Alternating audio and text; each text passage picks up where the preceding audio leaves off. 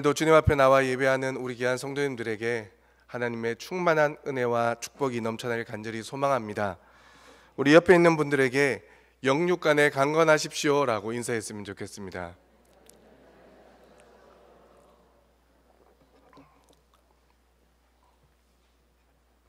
날씨가 많이 추워졌습니다. 이제 겨울이라서 추운 게 당연한데 제가 지금 약 한 달간 이놈의 감기가 떨어지질 않아서 제가 설교할 때마다 참 죄송스러운 마음이 큽니다.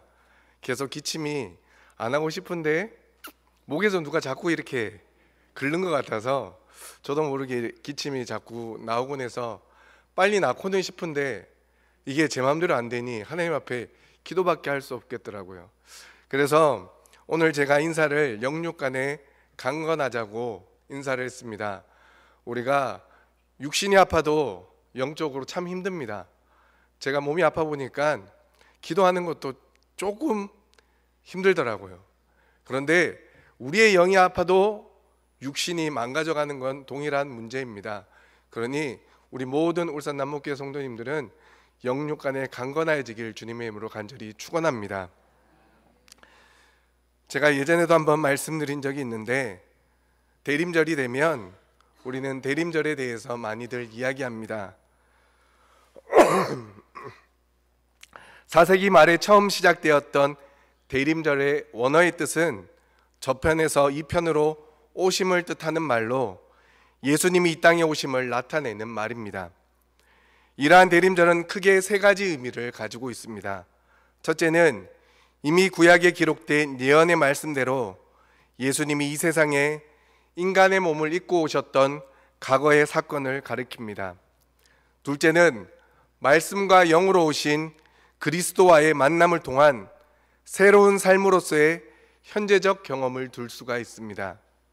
그리고 셋째로는 마지막 때에 산자와 죽은 자를 심판하기 위해 영광 중에 오실 예수 그리스도를 기다리는 미래의 지향적 경험을 나타내고 있는 것입니다. 그러므로 대림절의 강조점은 그리스도의 시작과 끝인 성육신과 재림에 있습니다. 이는 메시아로 오신 주님의 사건을 단순히 과거의 사건으로 일축치 않고 그리스도의 사건은 지금 여기에서도 계속 나타나는 사건이며 우리가 주님의 오심을 고대하는 목적은 성탄절과 함께 우리의 마음과 생활 속에 예수 그리스도가 다시 탄생되기를 소망하기 때문입니다. 그러므로 대림절 기간 동안에는 온전히 회개함으로 메시아 되신 주 예수 그리스도의 오심을 기다리며 동시에 그리스도가 우리 마음속에 다시 탄생되기를 겸손히 바라는 생활을 계속해 나가야 될 것입니다. 그런데 우리에게는 기다림이라는 것이 계속해서 익숙해지지가 않습니다. 헨리 나우엔이 쓴 컴패션이라는 책을 보면 바보들의 마을 이야기가 나옵니다. 어떤 사람이 여행을 하다가 바보들이 사는 마을에 들어갔는데 사람들이 밀밭에 괴물이 있다고 들어가지 못하고 있는 것을 발견하게 됩니다. 그래서 이 사람이 밀밭에 들어가 보니 밭에 큰 멜론이 자라고 있는 것을 보게 됩니다. 마을 사람들은 그것이 괴물이라고 들어가지 못했던 것입니다. 이 사람은 그 모습이 너무나도 기가 막혀서 자, 나를 따라오세요. 그리고는 칼을 들고 밀밭에 들어가서 멜론을 찍어 높이 들고 말을 했습니다. 보십시오. 이건 아무것도 아닙니다. 그러니 나를 따라 들어오십시오. 그런데 그 모습을 본 사람들은 혼비백산해서 모두 다 도망가 버리고 말았습니다. 저 괴물을 무지하게 찍은 저 사람이 자신들도 무지하게 찍을 거라고 생각했기 때문입니다. 얼마 뒤 또 어떤 사람이 바보들의 마을에 도착하여 똑같은 현상을 경험하게 됩니다. 멜론을 괴물이라고 생각하고 들어가지 못하고 있던 사람들을 보고 그도 그들과 같이 놀란 척하였습니다. 그리고 시간을 기다렸습니다. 그는 기다리는 동안 농사에 대한 이야기를 하고 멜론에 대한 이야기를 하면서 시간을 두고 그들을 설득해서 그것이 괴물이 아니라 멜론이라는 것을 충분히 이해시킨 다음에 마을 사람들이 스스로 그 밭에 들어가서 멜론을 거두도록 하였습니다. 짧은 이야기 속에 우리는 어떤 사람에 속합니까? 오늘날 대부분의 사람들은 후자의 모습보다는 전자의 모습으로 모든 것을 해결하려는 경향들이 많이 있습니다. 왜냐하면 오늘날의 대표적인 특징 중 하나가 바로 속도이기 때문입니다. 미래학자 엘빈 토플러는 이제 지구촌은 강자와 약자 대신 빠른 자와 느린 자로 구분될 것이라 말한 바 있습니다. 빠른 자는 승리하고 느린 자는 패배한다는 것입니다. 느림은 경쟁력이 없다라고 말을 합니다. 그러다 보니 기다림은 미덕에서 제외되는 경향이 있습니다. 그러나 기다림은 자연의 법칙이며 하나님의 법칙입니다. 기다리지 못하는 조급증 때문에 우리는 인생을 망칠 수가 있습니다. 아브라함과 모세 그리고 유다가 기다리지 못해 어려움을 당했음을 우리는 성경을 통해 알 수 있습니다. 세계 최고의 갑부 작가가 된 조앤 롤링은 해리포터라는 소설을 출판하기 위해 출판사의 문을 두드렸지만 12개의 출판사로부터 거절을 당했습니다. 그가 끝까지 기다리지 못하고 원고를 불태워버리고 포기했다면 오늘날의 그녀와 해리포터라는 위대한 작품은 존재할 수가 없게 되었을 것입니다. 그리고 뿌리를 쓴 알렉스 헤일리는 8년 동안 100번이 넘는 불합격 통지서를 받았지만 포기하지 않고 기다렸습니다. 나무 한 그루가 제대로 자라려면 50년 혹은 100년을 기다려야 합니다. 아이가 정상적으로 성장하여 이 땅에 태어나려면 엄마 뱃속에서 10달을 기다려야 합니다. 이처럼 우리의 인생에서 기다림, 즉 인내와 오래 참음의 열매는 너무나도 중요한 덕목입니다. 이는 이스라엘 백성들에게도 마찬가지였습니다. 구약의 말라기 선지자 이후로부터 약 400년 동안 하나님의 침묵이 이어지고 있는 상황에서 메시아에 대한 갈망은 아마도 최고조였을 것입니다. 왜냐하면 이스라엘 백성들은 하나님의 택함 받은 백성이라는 자부심을 가지고 있었지만 현실적으로는 로마 제국의 통치 아래 신음하고 있었기 때문입니다. 그래서 세례 요한의 임박한 종말론적 심판의 설교 때문에 메시아의 도래가 가까웠다는 생각을 하게 되었고, 그래서 세례 요한이 메시아일 수도 있다는 생각을 품게 된 것은 너무나도 당연하고 자연스러운 생각이었다는 것입니다. 그래서 이스라엘 백성들은 메시아가 오시기만을 날마다 손꼽아 기다리고 있었습니다. 그리고 오늘 본문에 등장하는 모든 무리들에게도 마찬가지였습니다. 15절 말씀을 보십시오. 백성들이 바라고 기다림으로 모든 사람들이 요한을 혹 그리스도신가 심중에 생각하였다라고 기록하고 있습니다. 그만큼 특이하고 특별한 사람이 나타나면 혹 저분이 그리스도가 아닌지 기대하며 기다리고 있었다는 것을 짐작할 수 있었다는 겁니다. 하지만 이러한 기대와는 달리 이들의 삶은 메시아를 기다리는 삶과는 조금 동떨어져 보입니다. 오늘 본문 말씀을 보면 무리들이 세례 요한에게 나와 세례를 받으러 나오는 장면이 기록되어 있습니다. 그런데 본문의 뉘앙스를 보면 세례 요한이 모두를 책망하고 있음을 알 수 있습니다. 그리고 이스라엘 백성들은 세례 요한의 그러한 모습에 대꾸하거나 반대하는 모습이 아니라 그 말을 순순히 받아들이고 자신들이 어떻게 해야 되는지를 묻기까지 하고 있습니다. 이는 앞서도 말씀드린 것처럼 그만큼 이스라엘 백성들이 메시아의 오심을 갈망하고 있었고 세례 요한을 그리스도로 생각하고 있었다는 것을 나타내 주는 장면입니다. 그렇다면 세례 요한에게 나온 무리들은 누구이며 그리고 그들이 저지른 잘못이 무엇인지 함께 알아보길 소망합니다. 오늘 본문에 기록된 무리들은 크게 두 종류로 분류할 수 있습니다. 먼저는 7절에 기록된 무리로서 세례 요한에게 독사의 자식들이라는 책망을 받은 자들입니다. 본문과 병행 구절인 마태복음 3장 7절 말씀을 보면 많은 바리새인들과 사두개인이라고 말씀하고 있기에 이 무리들은 바리새인들과 사두개인들임을 알 수 있습니다.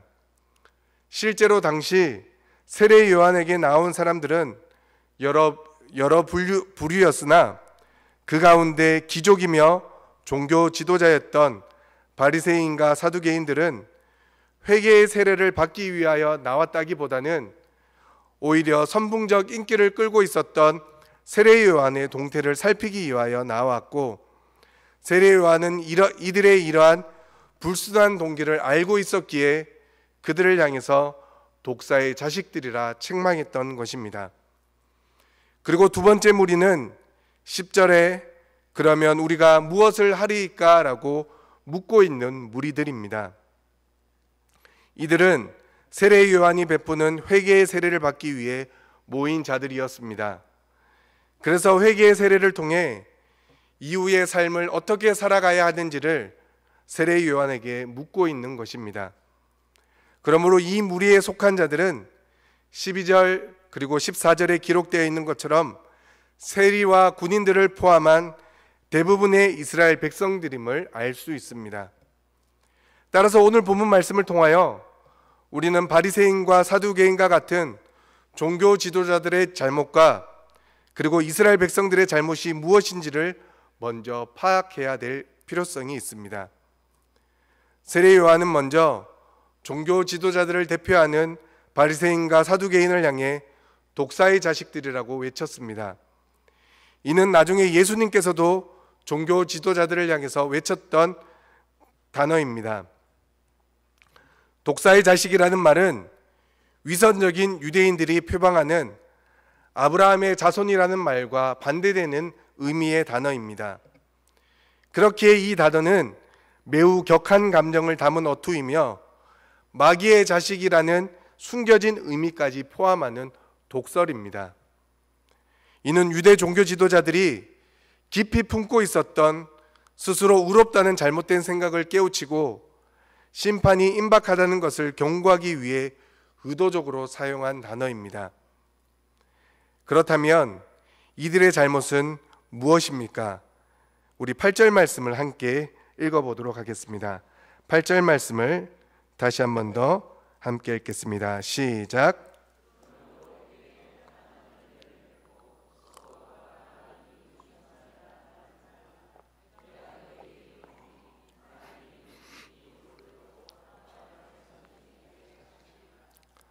팔절 말씀을 보면 회개에 합당한 열매를 맺으라는 말씀이 있습니다. 즉 아브라함의 자손이라 할지라도 진정한 회개와 하나님의 의가 없으면 생명도 없고 아무 때도 쓸모없는 돌과 같은 존재임을 알려주는 말씀입니다. 그러므로 당시 종교 지도자들은 하나님 앞에서 진정한 회개가 없었음을 알 수 있습니다.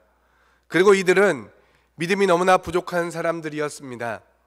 로마서 1장 17절 말씀을 보면 복음에는 하나님의 의가 나타나서 믿음으로 믿음에 이르게 하나니 이르게 한다라고 말씀하고 있는데, 이들 안에 하나님의 의가 없으니 이들의 믿음 역시 온전하지 못했음을 짐작할 수 있습니다. 그러므로 이들 안에 생명이 없고 또한 생명이 없으니 하나님의 생명을 전할 수도 없었습니다. 그렇기에 쓸모없는 돌보다 더 못한 인생이요, 또한 9절 말씀처럼 열매 맺지 아니하는 나무와 같은 인생이라 책망받고 있는 것입니다. 예수님께서 예루살렘 입성 시 열매 없이 잎사귀만 무성한 무화과 나무를 저주함으로써 마땅히 기대되는 열매를 맺지 못하는 존재는 반드시 심판받게 될 것을 말씀하신 바 있습니다.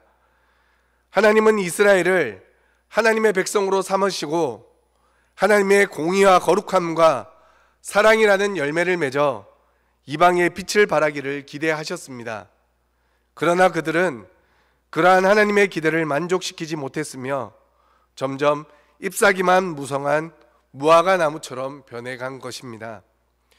이에 메시아의 공생애가 본격적으로 시작되기에 앞서 세례 요한은 그들의 교만과 완악함을 일깨우며 그들이 그 악한 길에서 돌이켜 메시아에게로 향하라고 선포하고 있는 것입니다. 사랑하는 성도 여러분, 이러한 상황은 예수 그리스도께서 재림하실 그날을 앞에 두고 있는 이 시대의 우리에게도 동일하게 적용되는 말씀입니다. 심판자로 오실 그리스도 앞에 그분이 원하시는 성령의 열매는 내어놓지 못하고 위선으로 가득한 내면 아래 무성한 외적 형식의 잎사귀만 보인다면 우리도 결코 심판을 피할 수 없음을 반드시 기억해야 됩니다. 두 번째 부류인 무리들입니다. 12절로 14절 말씀을 보면 무리들이 세례 요한에게 회개에 합당한 열매를 맺기 위해 무엇을 해야 되는지 묻고 있는 장면이 기록되어 있습니다. 세리들과 군인들이 포함된 무리들은 회개를 촉구하는 세례 요한의 메시지를 순전하게 받아들이고 바로 회개하고자 하는 결심을 드러내었고 결국 모두 세례받게 되는 장면을 본문 뒤에 기록되어 있습니다. 이러한 그들의 태도는 세례 요한의 메시지를 듣고도 전혀 회개하지 않을 뿐 아니라 후에 7번이나 계속된 예수님의 화선언을 듣고도 그들의 행위를 고치지 않았던 유대 종교 지도자들의 패역함과 대조를 이루는 좋은 예라고 할 수 있습니다. 그렇다면 이들은 어떠한 잘못을 저질렀던 것이겠습니까? 이스라엘 백성들의 삶이 말씀 중심이 아닌 오직 자기 중심적 삶을 살고 있었다는 것을 오늘 본문은 우리에게 알려주고 있습니다. 1세기 팔레스타인 사람들은 여행 중에 갑자기 기온이 떨어지는 밤의 추위를 막기 위해 2개의 속옷을 입기도 하였습니다. 이 사실을 미루어 볼 때 2벌 옷이 있다고 해서 부유한 사람을 가리키는 말씀이 아닙니다. 즉 세례 요한은 이 말씀을 통해 특별히 부유하고 여유 있는 사람이 아닐지라도 자기보다 형편이 못한 사람을 기꺼이 도와줄 것을 말씀해 주고 있다라는 것입니다. 이를 반대로 말하면 이스라엘 대부분의 백성들이 자기보다 못한 사람들을 돌보지 않았고 자기의 유익과 만족만을 위해 살아오고 있었음을 알려주는 말씀입니다. 그래서 세례 요한은 어떤 의식적 규례나 종교적 계율을 말하지 않고 매우 실제적인 대답을 알려줌으로써 없는 자들에게 나눠주는 것의 중요성을 가르쳐 주고 있습니다. 11절 말씀에서는 옷과 음식에 대해 특별히 언급하고 있지만 그 외에 다른 것도 그렇게 해야 하는 것이 당연함을 일깨워주는 말씀입니다. 남을 사랑하고 자비를 베푸는 것은 회개한 사람에게서 자연스럽게 나타나는 행위입니다. 이러한 요한의 가르침은 내 이웃을 내 몸과 같이 사랑하라는 율법을 생활 가운데서도 구체적으로 실천할 것을 알려주는 말씀입니다. 그러면 세리들은 어떠한 잘못을 저질렀겠습니까? 로마 통치에서 유대인들은 이 세금 징수자 집단, 즉 세리들을 매우 혐오스럽게 여겼습니다. 왜냐하면 세리들은 정당한 세금 외에 더 많은 것을 착취하였으며 세금을 바칠 필요가 없는 부분에까지 세금을 부과해서 어려운 경제생활로 힘들어하는 동족들의 기본적 생계까지도 위협했기 때문입니다. 세리들이 그렇게 한 이유는 로마 당국으로부터 어떠한 급료를 받지 못했기 때문에 그들은 로마 정부에서 요구하는 것보다 더 많이 징수해야 그 차액을 가지고 생활할 수 있었기 때문입니다. 그러므로 그들은 더 많은 이익을 챙기며 자기들의 배를 채우기 위해 수많은 세금을 착취했던 것입니다. 이런 이유로 성전의 제사장들은 세리들의 수입이 종교적으로 불결하다고 생각하여 그들이 드리는 봉헌을 받지 않았을 정도였으니 당시 세리를 대하는 모습이 어떠했는지 짐작해 볼 수 있을 것입니다. 그래서 이러한 세리들은 창기, 살인자, 도둑, 반역자 등과 같은 부류의 죄인으로 취급되었던 것입니다. 그런데 오늘 본문은 이러한 세리들이 요한에게 세례받으러 나온 것을 통해 그들에게도 잘못된 삶을 돌이켜야 한다는 영적 부담감이 있었음을 분명하게 알려주고 있습니다. 그런데 세례 요한은 세리들에게 떳떳하지 못한 직업을 버리거나 직종을 바꾸라고 권유하지 않았다는 것입니다. 또한 지금까지 착취한 것을 백성들에게 되돌려 주라고 요구하지도 않았습니다. 그가 세리에게 요구한 것은 지금 자신의 현실 속에서 최대한 정직하고 공정하게 일을 처리하라는 것이었습니다. 즉 자신의 직업을 유지하되 부당하게 많은 세금을 징수함으로써 백성들의 생활고를 가중시키지 말라는 것이었습니다. 또한 정해진 법과 자신의 양심에 따라 세금을 징수하라는 것이었습니다. 이러한 세례 요한의 요구는 인간 자체의 변화를 이야기하는 것이기에 누구도 하나님 앞에서 상황과 환경을 이유로 핑계하지 못한다는 것을 우리에게 알려주고 있는 것입니다. 이어서 군인들도 세례 요한에게 동일한 질문을 함으로써 자신들의 죄를 회개하고자 하였습니다. 그렇다면 당시 군인들의 죄는 무엇이겠습니까?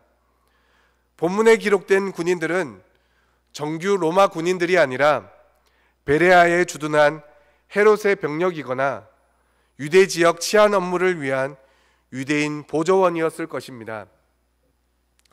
그래서 이들의 임무 중 하나는 세금 징수자를 돕는 것이었기에 이들 역시도 세리들처럼 유대 백성들로부터 비난의 대상이었습니다. 하지만 이들은 세리들과는 달리 많지는 않지만 급료를 받았음을 알 수가 있습니다. 그래서 세례 요한은 이러한 군인들에게 사람에게서 강탈하지 말라고 명령하고 있습니다. 여기에 기록된 강탈하지 말라는 말은 폭력과 협박, 사기와 거짓에 의해 백성들로부터 돈을 강탈하지 말라는 것을 의미합니다. 그러므로 당시 군인들은 백성들에게서 때론 폭력과 협박을 사용하여 돈을 빼앗았고 때로는 거짓말로 백성들의 돈을 빼앗아 왔음을 알 수 있습니다. 이처럼 이들은 메시아를 기다리면서도 각자의 삶 속에서 하나님의 말씀대로 사는 모습을 조금도 찾아볼 수 없었다는 것입니다. 그저 자신들의 평안하고 윤택한 삶을 위해 그리스도가 오시기를 바랬는지도 모릅니다. 더 심하게 말하면 나라가 독립되고 개인의 삶이 더 풍성해지기 위해 메시아가 필요했는지도 모릅니다. 그러니 세례 요한은 각자의 삶에서 자기의 만족만을 위해 말씀과 아무런 상관없는 삶을 사는 모습을 책망했던 것이고 그것을 회개하라고 선포했던 것입니다.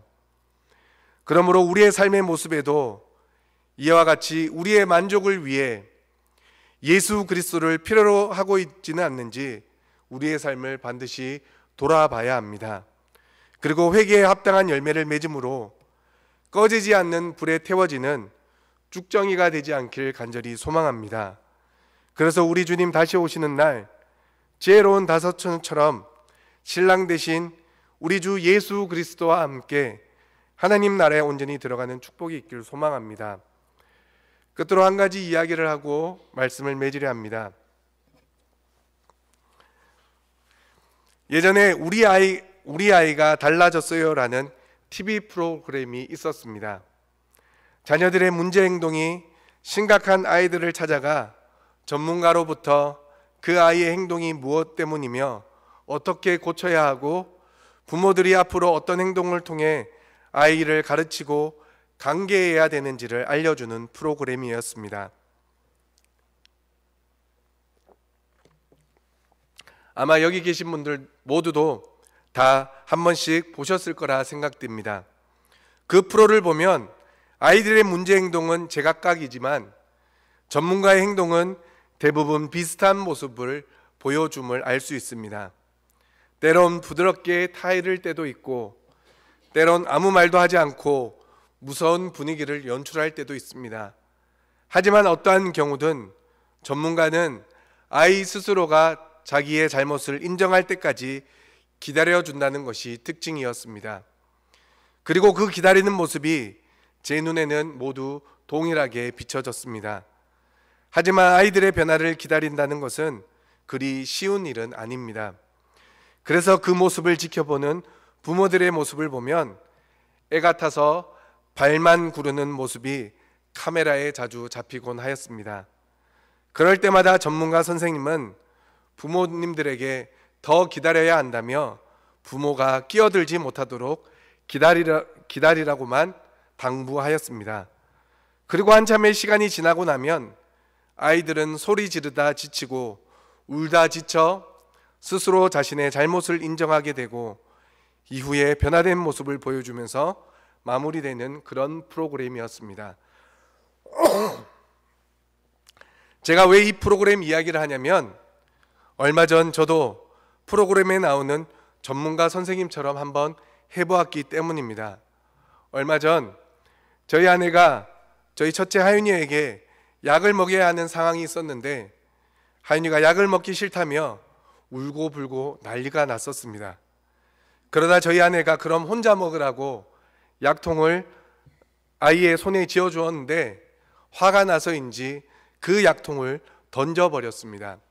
그 모습을 보고 있던 제가 이건 아니다 싶어 아내랑 둘째를 방으로 들어가게 한 후 1시간 동안 큰아이와 힘겨루기를 하였습니다. 그러면서 우리 아이가 달라졌어요에 나오는 전문가 선생님이 생각이 났고 우는 아이의 두 팔을 꼭 잡고 똑바로 앉으라고 소리를 쳤습니다. 그렇게 꽤 긴 시간을 서로 대치했던 것 같습니다. 아이는 계속해서 발버둥을 쳤고 저는 똑바로 앉으라는 말만 되풀이했습니다. 얼마의 시간이 지나자 아이도 지쳤는지 발버둥을 치지 않게 되었고 저는 이때다 싶어 다시 한번 똑바로 앉으라고 말을 하였습니다. 그리고 얼마의 시간이 지나자 아이는 한쪽 발을 오므렸고 다른 한쪽 발은 오므리기 위해 무릎을 세우고 버티었습니다. 그게 우리 아이의 마지막 자존심이었는 것 같습니다. 그렇게 또다시 긴 시간을 보냈습니다. 저도 지쳐가기 시작했습니다.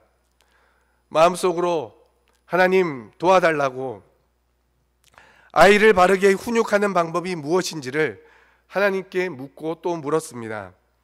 그러면서 든 생각이 저 발만 오므리면 바르게 앉으면 될 것을 그냥 아빠 말만 들으면 되는데 무슨 고집이 저렇게 세냐고 생각하는 찰나 그 모습이 하나님 아버지 앞에서 제 모습임을 깨닫게 되었습니다. 하나님께서는 이미 성경을 통해 우리에게 충분히 말씀해 주셨습니다. 하나님을 사랑하는 것과 같이 서로 사랑하며 살라고 말씀해 주셨고 항상 기뻐하고 쉬지 말고 기도하고 범사에 감사하며 살라고 우리에게 말씀해 주셨습니다. 그리고 하나님의 나라와 의를 구하면 우리가 살아가는 데 필요한 모든 것을 더하여 주시겠다고 말씀해 주셨습니다. 그리고 성령이 너희에게 임하시면 너희가 권능을 받고 땅끝까지 이르러 내 증인이 될 것이라고 말씀해 주셨습니다. 그러니 우리는 사랑하며 살면 되는데 기뻐하고 감사하며 기도의 생활을 하면 되는데 영혼 구원하여 제사 삼는 일에 헌신하면 되는데 그 말에 순종하지 않고 마지막 자존심만을 세우며 한쪽 발을 끝까지 지키는 우리 딸의 모습이 결국 하나님 앞에서의 내 모습임을 깨닫게 되었던 것입니다. 그 순간 얼마나 부끄럽던지 아이의 손을 내려놓고는 한숨을 크게 쉬고 속으로 하나님 이 모습이 제 모습입니다. 정말 하나님 앞에서 부끄럽습니다라는 짧은 기도를 드렸습니다. 그런데 그 순간 우리 아이의 발이 모아지는 놀라운 기적이 일어났습니다. 어쩌면 하나님은 우리 아이의 모습을 통해 제 모습을 보여주시려고 그렇게 하셨는지도 모르겠습니다. 사랑하는 성도님들, 하나님 앞에서 우리의 모습은 어떠하십니까? 하나님은 400년 동안이나 하나님의 백성들에게 어떠한 말씀도 주시지 않으셨습니다. 그리고 400년이 지나서는 세례 요한을 통해 하나님의 백성들을 부르시어 회개에 합당한 열매를 맺으라는 이 단 한마디의 말씀만 해 주셨습니다. 아무 이유 없이 그저 하나님 앞에 나와 자신의 죄를 고백하는 회개의 세례를 받게 해 주셨다라는 것입니다. 그리고 세례 요한을 통해 또다시 회개 이후 어떻게 살아가야 하는지도 깨닫게 해 주셨습니다. 그것은 앞서도 말씀드렸지만 회개를 통해 다시금 하나님의 말씀 앞에 돌아오라는 것이었습니다. 왜냐하면 이스라엘 백성들은 400년 동안이나 메시아를 기다린다고 하면서도 자신의 유익과 만족만을 위해, 그리고 자신의 유익과 만족의 도구로서 메시아를 갈망했기 때문입니다. 그러므로 오늘 이 시간 400년 동안이나 침묵할 수밖에 없었고 400년 동안이나 기다릴 수밖에 없었던 하나님 아버지의 마음을 생각하며 우리의 실제 삶을 통해 하나님 앞으로 다시 돌아서는 큰 은혜가 넘쳐나길 소망합니다. 그래서 죄악으로 어두워진 세상 가운데 빛으로 오신 예수님을 기다리는 이 대림절 기간, 우리 주님의 임재를 날마다 경험하여 다시 오시겠다 약속하신 우리 주님을 기쁨으로 기대하며 기다리는 저와 여러분들의 복된 삶이 되시길 주님의 이름으로 축원합니다. 기도하시겠습니다.